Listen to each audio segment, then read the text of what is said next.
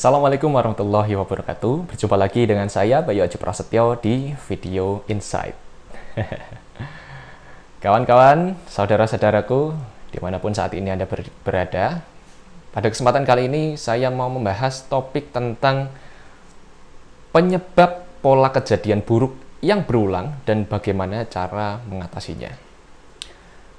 Kawan-kawanku, kita tahu bahwa setiap manusia beberapa saat dalam kehidupannya pasti mengalami kejadian yang tidak menyenangkan. Dan itu wajar, tetapi kalau sudah berulang kali, maka perlu diselidiki. Jangan-jangan ada di dalam diri kita yang mengundang kejadian-kejadian buruk tersebut. Nah, video ini sebenarnya merupakan sebuah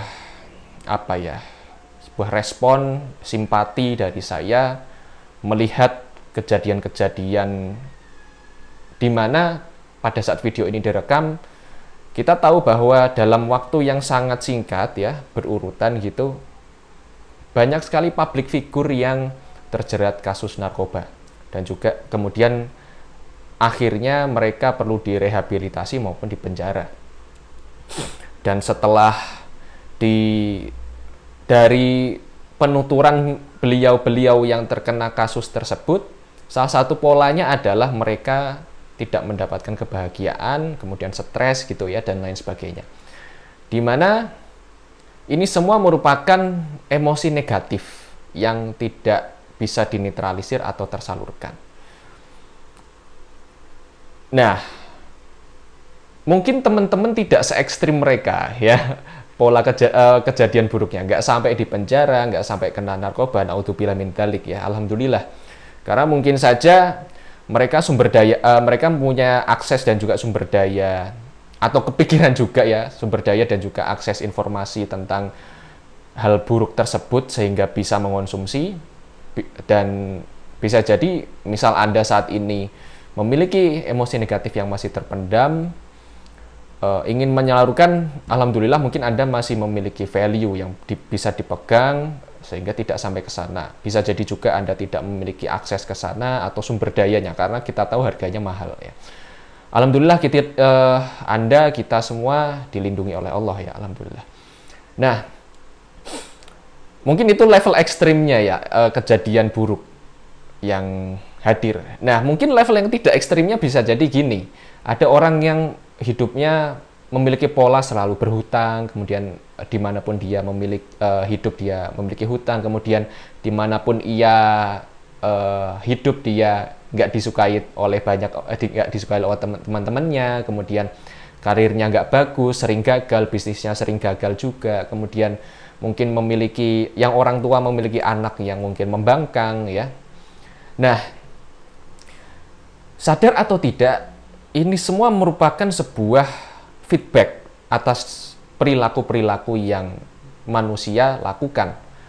Dan ketika feedbacknya negatif, tentu saja ini merupakan akumulasi dari perilaku-perilaku atau kebiasaan-kebiasaan negatif juga. Di mana kebiasaan negatif yang tidak memberdayakan ini sebenarnya dasarnya adalah penyaluran emosi negatif.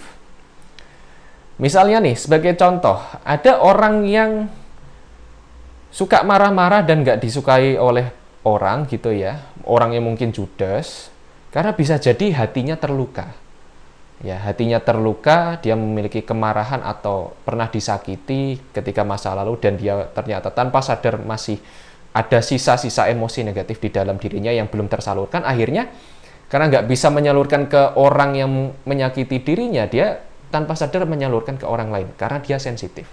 Nah, jika Anda merasa saat ini sensitif, mudah marah, mudah tersinggung, bisa jadi Anda memiliki luka batin karena disakiti orang lain masa lalu ya, siapapun itu, orang tua, kayak keluarga, teman gitu ya, yang mungkin masih membekas pada diri Anda. Dimana mungkin nanti bisa emosi negatif tersebut nyalur ke anak, nyalur ke orang tersayang. Dimana kalau misalnya nggak Anda putus, maka ini akan berulang terus ke generasi-generasi berikutnya, kan kasihan gitu ya. Nah, ini juga nanti yang membentuk anak-anak yang suka membangkang kepada orang tua, karena mungkin sebagai orang tua tersebut memiliki luka yang terbawa dari orang tuanya sebelumnya, tersalurkan ke anaknya, anaknya luka lagi, Kalau nggak sadar ya nyambung ke anaknya lagi. Itu yang pertama. Contoh yang kedua, mungkin ada pernah punya kemarahan, dendam, kemudian karena pernah disakiti atau dibully oleh orang lain, akhirnya kemudian ingin menunjukkan ke teman-teman Anda, ke publik bahwa Anda bisa sukses, Anda bisa berhasil. Akhirnya karena Anda maksa banget gitu ya, maksa kerja sampai tubuh Anda nggak keurus, akhirnya Anda menderita penyakit tertentu. Atau Anda mungkin sampai terjebak ke hutang karena Anda ingin membuktikan bahwa diri Anda bisa sukses. Begitu ya. Jadi banyak sebenarnya ya, dampaknya bisa kemana-mana emosi negatif yang masih terpendam ini. Luka batin yang masih ada di dalam hati kita gitu ya. Nah, setidaknya ada beberapa emosi nih yang kalau misal dikodekan, dipolakan, yang membuat manusia itu memiliki pola-pola kejadian yang tidak memberdayakan atau tidak menyenangkan. Yang pertama adalah kemarahan atau dendam. Nah, silakan Anda cek, Anda punya kemarahan atau dendam nggak kepada mungkin kejadian masa lalu Anda. Silakan dicek. Kemarahan, dendam itu level berikut dari marah ya. Nah, silakan Anda redakan marah Anda, maafkan orang-orang atau kejadian yang pernah membuat Anda marah atau sampai dendam. Maafkan. Nah, memaafkan ini sebenarnya bukan untuk orang yang menyakiti Anda, tetapi sebenarnya untuk kebaikan Anda sendiri ya, karena ya orang yang menyakiti Anda mungkin sudah lupa, tetapi kalau Anda masih memegang kemarahan tersebut, yang rugi siapa? Kan Anda sendiri. Tentu saja ini juga nasihat untuk diri saya sendiri. Mudah-mudahan jika tanpa sadar saya memiliki kemarahan juga bisa segera ditemukan dan saya maafkan. Itu yang pertama, kemarahan. Kemudian perasaan bersalah pada diri sendiri. Mungkin Anda dulu pernah melakukan kesalahan-kesalahan konyol gitu ya, kesalahan-kesalahan yang mungkin menyakiti orang lain dan Anda merasa bersalah atas kesalahan tersebut dan Anda menghakimi diri Anda sendiri, Anda menyalah-nyalahkan diri Anda sendiri, tolong disudahi. Karena ini justru menghambat Anda atau bahkan sampai ke level membawa kejadian-kejadian buruk terus. Karena ngaruhnya bahaya banget ya, sampai ke harga diri yang rendah.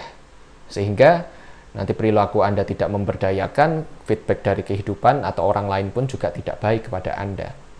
Itu yang kedua ya. Jadi maafkan diri Anda sendiri. Jika pernah memiliki kesalahan yang belum bisa Anda maafkan, silakan maafkan diri Anda ya. Netralisir semuanya. Caranya bagaimana nanti kita akan solusinya bagaimana nanti kita akan jelaskan. Kemudian luka batin karena pernah disakiti atau dibully di masa lalu. Tadi masih selaras juga dengan kemarahan atau dendam ya. Luka batin ini tidak bisa disembuhkan oleh waktu. Kan ada yang bilang bahwa time heal gitu ya. Waktu itu bisa menyembuhkan. Bisa iya, bisa tidak, tetapi banyak tidaknya.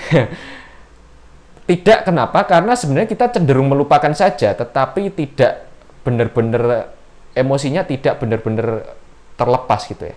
Banyak sekali ya ketika saya melihat event-event terapi gitu. Mungkin orang tersebut, banyak orang sudah lupa, tetapi ketika digali ternyata dia masih memiliki luka, masih memiliki kekecewaan gitu ya. Yang tanpa sadar terrefleksi ke perilakunya. Menjadi sensitif, mudah marah, emosi mudah tersulut gitu ya. Anda boleh deh cek orang-orang yang mudah marah, mudah emosi, kemudian tidak bijak. Mereka cenderung memiliki masa lalu yang pernah menyakitinya. Nah, itu luka batin, kemudian ketakutan dan atau kekhawatiran terhadap sesuatu. Biasanya tentang masa depan. Dan ini pun juga sebenarnya penyebabnya biasanya juga kejadian masa lalu juga. Misalnya nih, ada orang yang takut banget bangkrut.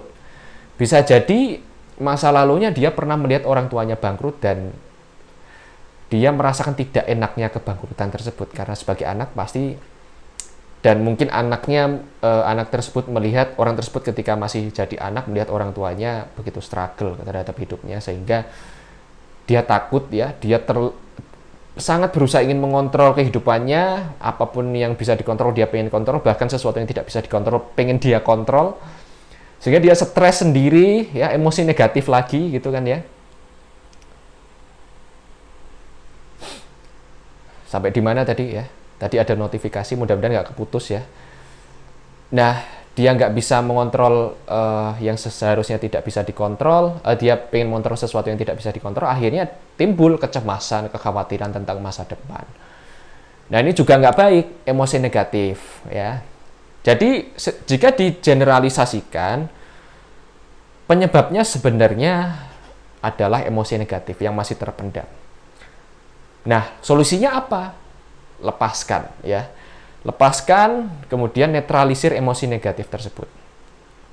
Karena sebenarnya emosi apapun itu ya, emosi positif maupun negatif, emosi itu kan merupakan, kalau di bahasa Inggris kan emotion ya, dimana diambil dari paduan kata energy in motion, energi yang bergerak. Jadi emosi ini energi, yang dimana sifat dasar energi adalah perlu penyaluran. Anda kan kalau seneng pasti minimal kegirangan atau senyum gitu ya. Kemudian Anda kalau misal lagi sayang dengan seseorang, saking sayangnya atau gemes dengan anak Anda atau bocah kecil, Anda pengen menciumnya gitu ya. Nah, ya dasarnya emosi atau energi ya seperti itu harus disalurkan, termasuk emosi negatif, energi negatif tersebut yang perlu Anda salurkan dan lepaskan. Nah, celakanya kalau terpendam terus, ini bisa jadi ke perilaku yang tidak memberdayakan sampai ke level penyakit psikosomatis ya, sampai ke psikosomatis biasanya ke nyerang ke lambung gitu mah ya, ke kepala gitu ya. Nah, makanya biasanya orang-orang yang penyakitnya mah atau sampai ke level GERD ya, GERD itu biasanya karena emosi negatif. Nah, pertanyaannya bagaimana cara melepaskan atau menetralisir emosi negatif tersebut? Yang pertama, Anda bisa menggunakan teknik terapi pelepasan emosi negatif dengan pendekatan mind programming, entah itu NLP atau hipnosis. Nah, kabar baiknya jika Anda ingin mempelajari bagaimana cara menggunakan teknik terapi tersebut yang menurut saya sangat efektif ya, sangat efektif dan relatif singkat hasilnya, bisa langsung Anda rasakan, bisa Anda pelajari di salah satu materi e-course atau kursus online Hacking the Unconscious Mind Pro, yang e-course ini bisa Anda dapatkan dengan cara klik link yang ada di deskripsi video ini. Itu yang pertama ya, menggunakan teknik terapi. Yang kedua, Anda bisa belajar, ini the next levelnya ya, belajar ilmu-ilmu kebijaksanaan. Nah, Anda silakan cari guru-guru yang bijaksana, Anda belajar ilmu kebijaksanaan, wisdom gitu ya. Sehingga dengan demikian Anda nanti berpikir, Anda nanti cakrawalanya makin meluas, pemahaman makin meningkat, ya, kesadaran Anda menjadi meningkat nantinya. Sehingga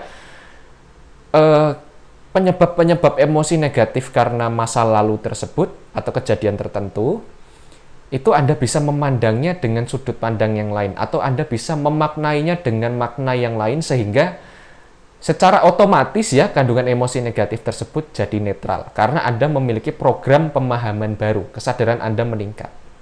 Itu next levelnya. Mau nggak mau kita perlu menuju ke sana. Tetapi di level pertama kalau misal belum bisa menuju ke peningkatan kesadaran spiritual, maka ya mau nggak mau memang harus diterapi gitu ya. Minimal Anda terapi mandiri.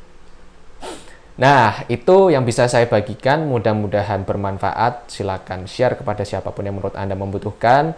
Mudah-mudahan ini menjadi awal dari lepasnya emosi negatif Anda, sehingga hidup Anda terlepas dari beban mental, emosi negatif. Anda bisa lebih berani, lebih percaya diri, lebih netral, lebih pasrah, berserah kepada Tuhan.